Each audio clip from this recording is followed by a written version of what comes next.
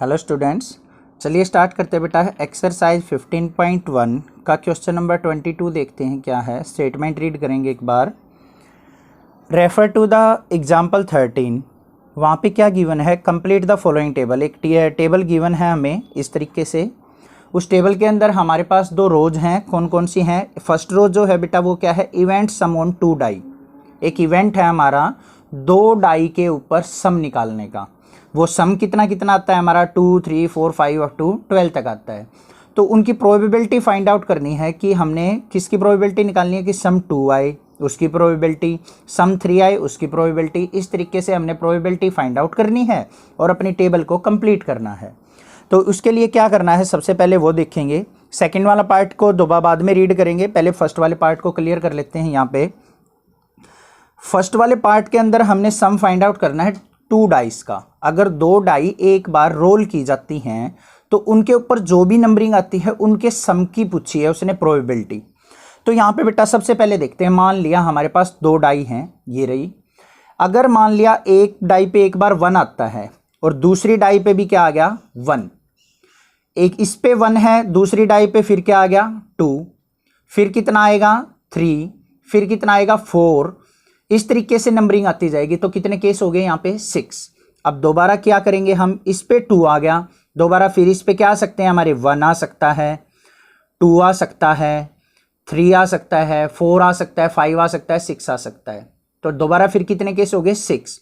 तो मतलब 6 टाइम इस पे फेस होंगे और 6 टाइम इस पे। तो टोटल जो पॉसिबल आउटकम हो जाएंगे वो क्या हो जाएंगे, 6 × 6। तो टोटल पॉसिबल आउटकम क्या होंगे हमारे, 36 पॉसिबल केस हो सकते हैं हमारे। तो ये चीज थी यहाँ पे समझने की। सबसे पहले तो यहाँ पे क्या लिखेंगे, टोटल पॉसिबल आउटकम। टोटल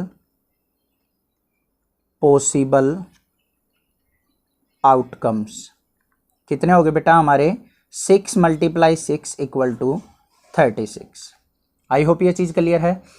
अब बात करते हैं बेटा, यहाँ पे उसने कहा है कि दोनों डाई के जो नंबर आएंगे उनका सम कितना हो, 2 हो, उसकी प्रोबेबिलिटी निकालनी है। फिर हमने प्रोबेबिलिटी निकालनी है कि दोनों डाई पे जो सम आए वो कितना आए, 3 आए। फिर सम 4 आए, 5 आए। इन सब की प्रोबेबिलिटी हमने निकाल के इस बॉक्स के अंदर अपनी डालनी है। सबसे पहले बात करेंगे हम टू गेट द सम 2 सम की निकालनी है। तो यहां पे क्या लिखेंगे, टू गेट द सम 2 हमारे आउटकम्स क्या क्या हो सकते हैं। आउटकम्स जो होंगे हमारे वो क्या क्या हो सकते हैं बेटा, देखेंगे ध्यान से देखो। ऐसे कौन कौन से आउटकम है कि दोनों डाइस पे हम नंबर आए और उनका सम कितना आ जाए, 2 आ जाए।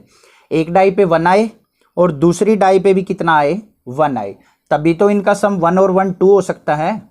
अदरवाइज ऐसा कोई भी फेस नहीं है हमारा कि अगर वो आ जाए तो उनका सम कितना हो जाए, 2 से ज्यादा ही जाएगा। ओनली एक आउटकम ऐसा है हमारा 1 1, दोनों पे 1 1 आए तभी हमारा सम कितना पॉसिबल है, 2 है।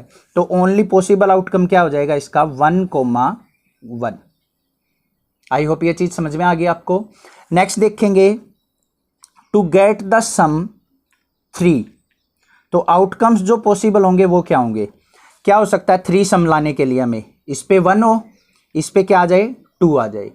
या फिर दूसरा कोई केस क्या हो सकता है हमारा, इसके ऊपर 2 आ जाए और इसके ऊपर क्या आ जाए, 1।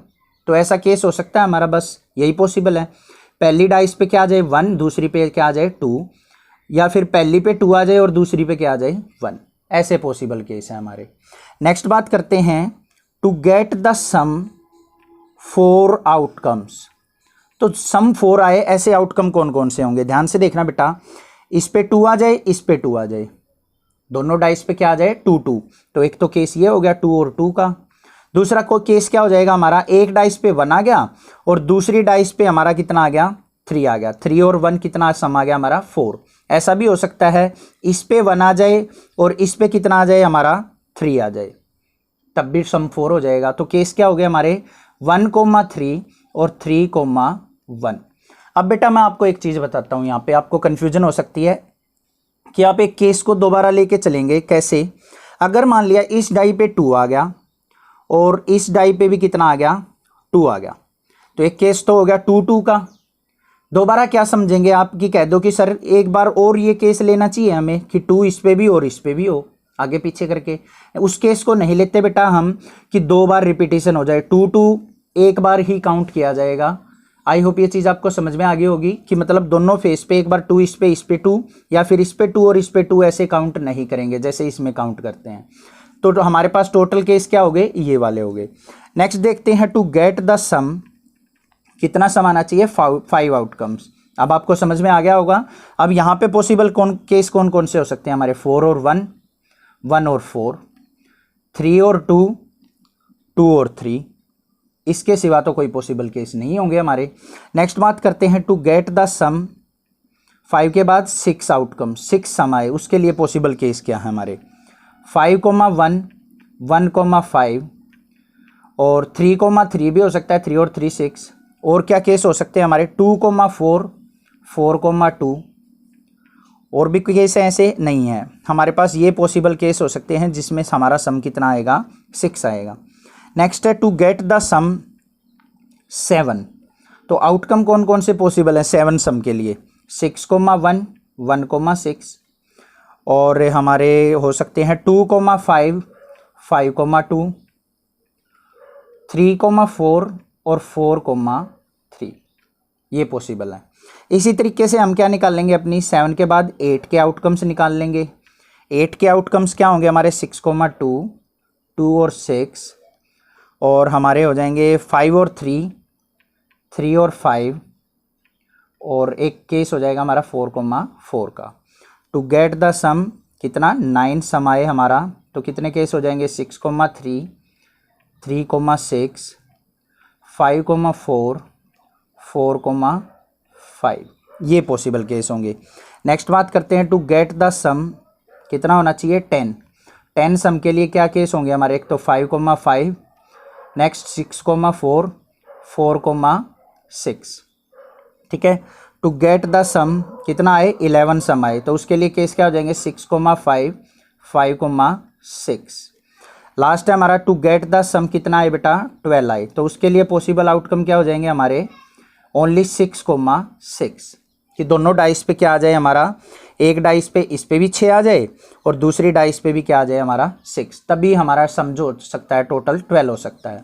अब हमने प्रोबेबिलिटी निकालनी है। प्रोबेबिलिटी कैसे निकलती है बेटा, पॉसिबल आउटकम्स जो भी हमारे फेवरेबल आउटकम है अपॉन में टोटल आउटकम्स, ठीक है।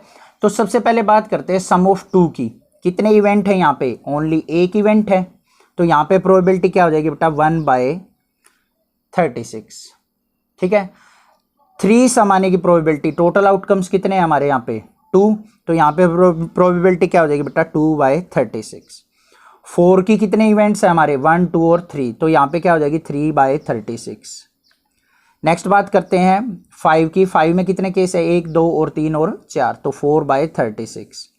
ऐसे इसका हो जाएगा 5/36, इसका हो जाएगा 6/36। अब देखते हैं बेटा यहाँ पे 7 के बाद 8 की देखेंगे, दोबारा कम हो गए यहाँ पे, 1, 2, 3, 4 और 5, तो 8 की आ जाएगी 5/36, फिर डिक्रीज होती चली जाएगी, 4/36, 3/36, 2/36 और 12 समाने के कितने इवेंट है, ओनली 1 है, तो यहाँ पे क्या हो जाएगी 1/36। इस तरीके से हम क्या कर लेंगे, अपनी टेबल को कंप्लीट कर लेंगे। आई होप ये क्वेश्चन आपको अच्छे से क्लियर हुआ होगा। नेक्स्ट बात करते हैं बेटा, उसने क्या कहा है सेकंड वाले पार्ट में, सेकंड पार्ट की बात करते हैं। A student argue that there are 11 possible outcomes. उसने क्या कहा है कि एक स्टूडेंट ने कहा है कि यहाँ पे टोटल आउटकम्स कितने हैं हमारे, 11, मतलब सम जो है कितने हैं, 1, 2, 3, 4, 5, 6, 7, 8, 9, 10 और 11, टोटल इवेंट्स कितने हैं, 11 हैं।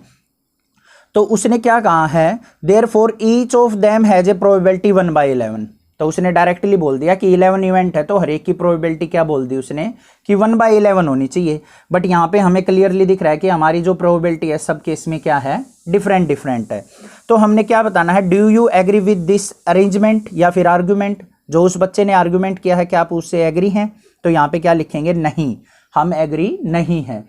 क्यों एग्री नहीं है, because the sum are not equally likely, क्या है, सम जो है वो इक्वली लाइकली नहीं है, क्योंकि किसी पहले केस में हमारा सम कितना आ रहा है 2, फिर 3 आ रहा है, फिर 4, 5, 6, 7, सभी केस में अलग अलग सम आ रहा है। तो हम यहाँ पे क्या लिखेंगे, no we are not agree, हम उसके साथ एग्री नहीं हैं, एज क्यों, the sum are not equally likely, equally likely मतलब सब केस में अलग अलग सम है, इक्वली लाइकली नहीं है, इसलिए हम उससे एग्री नहीं करेंगे। आई होप ये क्वेश्चन आपको अच्छे से क्लियर हो गया होगा। इसमें कहीं पे डाउट आता है तो बेटा मुझे कमेंट करें, अदरवाइज इस चैनल को सब्सक्राइब करें, लाइक करें और शेयर करें। नेक्स्ट क्वेश्चन देखते हैं अपना क्वेश्चन नंबर 23।